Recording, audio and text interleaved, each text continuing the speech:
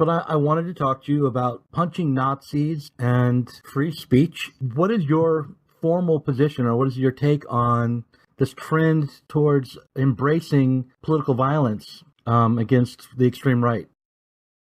I have to say, I think it's pretty pathetic. My policy, if one has a policy on punching Nazis, if they are organized and if they are involved in rough or violent action against certain communities or certain groups or certain left-wing outfits, then I think it's perfectly legitimate to defend yourself, to hit them, to chase them off the streets, and all those other forms of action are perfectly legitimate in that kind of conflictual political scenario. But what we have with the punching of Richard Spencer is actually one of the most tragic things I can remember seeing on the left in modern times, which was this really kind of vicarious thrill that came from watching this guy being punched. And it wasn't even a very good punch. The guy missed him with his fist and kind of hit him with the side of his arm. You think, God, where did this bloke learn how to fight? It's not very impressive. And what I think it became for the left, it became this cathartic moment. In fact, a Guardian writer referred to it as a cathartic moment. It became a very therapeutic thing, where feeling increasingly disorientated and increasingly disconnected from ordinary people who keep having the temerity to surprise the left and the liberal world by voting for things they shouldn't be voting for. In that situation, what we had are kind of left-wing activists and observers leaping upon this one punch with all their glee and with great excitement, and holding it up as evidence that this is the fight back. I thought it was really, really sad, and actually spoke volumes, not about the strength of Nazism, which I think is a tiny, infinitesimally small problem, but about the impotence of the left and the weakness of the left, that they could get so excited about this one lame punch. You know, I am not immune to these memes. My reaction to seeing Richard Spencer punched, my immediate reaction was some terrible glee. I'll admit it. And then I enjoyed the memes that came across my Facebook newsfeed for a while. But then there was one that my son posted, which I thought really got to something. It started with an interview with Jeb Bush, and someone had asked him if he could time travel back in time and kill baby Hitler, whether he would do it. And he said, well, of course, you got to stand up, you got to do it.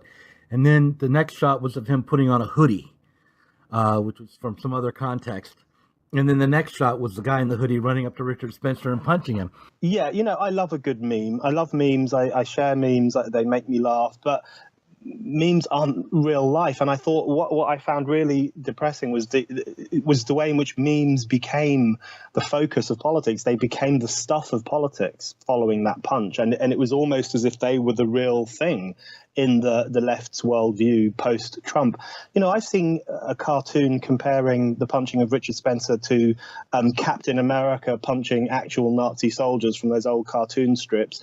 I've seen people say things like, why do you think it's bad to punch a Nazi? That's how we took them on in the 1930s. And I just want to say to these people, please stop embarrassing yourself. This is self-humiliation. In the 1930s, Western leftists got off their asses, traveled to Spain, learned how to fire a gun, got shot, got beaten up, actually fought against fascists in a meaningful way. That is not comparable to sitting at home in your bedroom and watching a 1-minute video on a loop and laughing at it and posting on Twitter about how much joy you have derived from it.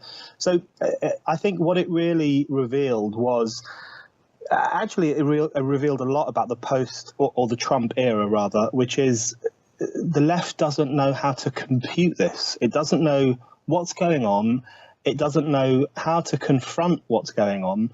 And so it's increasingly latching on to small incidents like this, or indeed onto large protests, which are quite unfocused, and just hoping that this is the resistance. And I think they need to think a bit more and organize themselves a bit more and have a word with themselves rather than going in for all this stuff.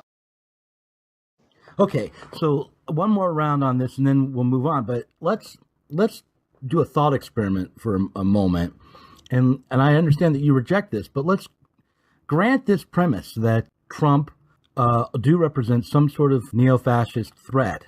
Is attacking someone like Richard Spencer or violently rioting outside of the UC Berkeley campus where Milo's going to speak, would that be a useful or smart tactic against actual fascists?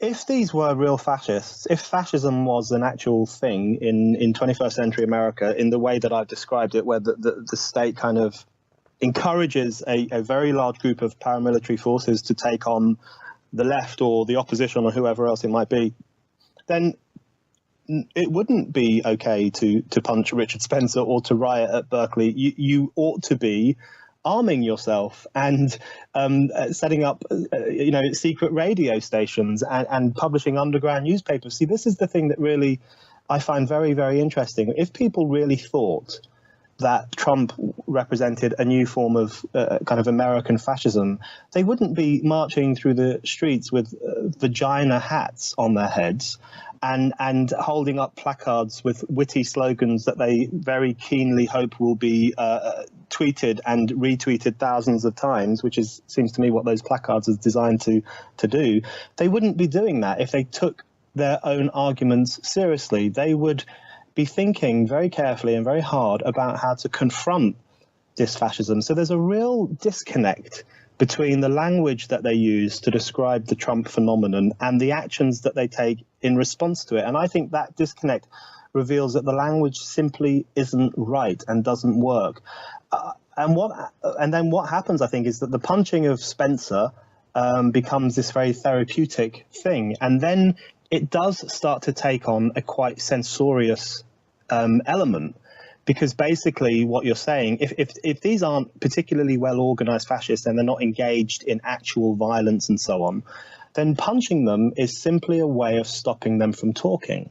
So that, I think, is an act of censorship. In another situation, punching a fascist might be perfectly legitimate and make sense because they're threatening you or your community, but not in this situation. My real concern with Spencer is that he has been made into a foil by the left, a foil for their own lack of clarity and their own inability to connect with what's going on, and they're feeling that they have lost vast swathes of the electorate to a different kind of politics. And so what they've done is they've made Spencer into this kind of bogeyman that they can all rage against and scream against, this kind of Emmanuel Goldstein figure who they can have a 2-minute hate against. And the consequence of that is twofold. Firstly, they don't actually stop to think about the current political conditions and what might be done about them. And secondly, even worse, Richard Spencer is transformed from a fairly sad, not particularly interesting character into the most dangerous man in America, courtesy of the left. Who benefits from moral panics about fascists and Nazis? The people who benefit is the state. I mean, you only have to look at Cable Street, the great Cable Street protests in Britain in the 1930s, where the state used those as an excuse to introduce public order acts, ostensibly to control displays of Nazi sympathy. But in fact, of course, they were used a lot against the left. We've seen this again and again over the past few decades, where the left, instead of confronting the far right or right-wing ideas in an intellectual, strong-minded, sometimes physical way, it too often goes running to the state or apes the state's methods for dealing with these problems. And we often see new legislation or new rules or new speech codes designed to control the far right, but very often used to control the far left as well. So the left has got to learn not to use police tactics, not to phone the police, not to call on university management to help them out, not to look to officialdom to create protective zones for minority groups. It has to stand up for itself and be independent and be autonomous and trust in people's ability to work out what is a good idea and what is a bad idea.